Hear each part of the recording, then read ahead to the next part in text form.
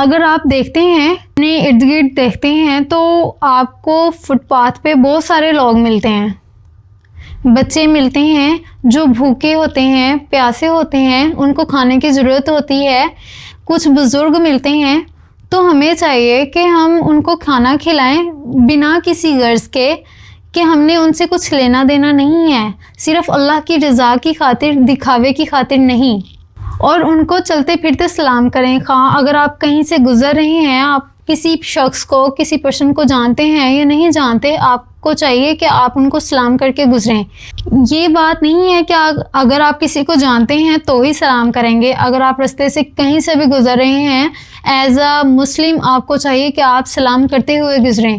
جو آپ اپنے چھوٹے دیکھ لیں، بچے دیکھ لیں، آپ اپنے سے بڑے دیکھ لیں، جو بھی آپ کو دکھے آپ ان کو سلام کریں۔ اگر آپ یہ ڈیولپمنٹ اپنے بچوں میں بھی کریں گے تو یہ عادتیں ان میں بھی پختہ ہو جائیں گے۔ بنا کسی غرض کے دوسروں کو، مسلمانوں کو، خواہ وہ مسلمان ہیں، عیسائی ہیں، نصارہ ہیں، کوئی بھی ہیں، آپ ان کو کھانا کھلائیں، ان کو سلام کریں، آپ اپنا بیسٹ دیں۔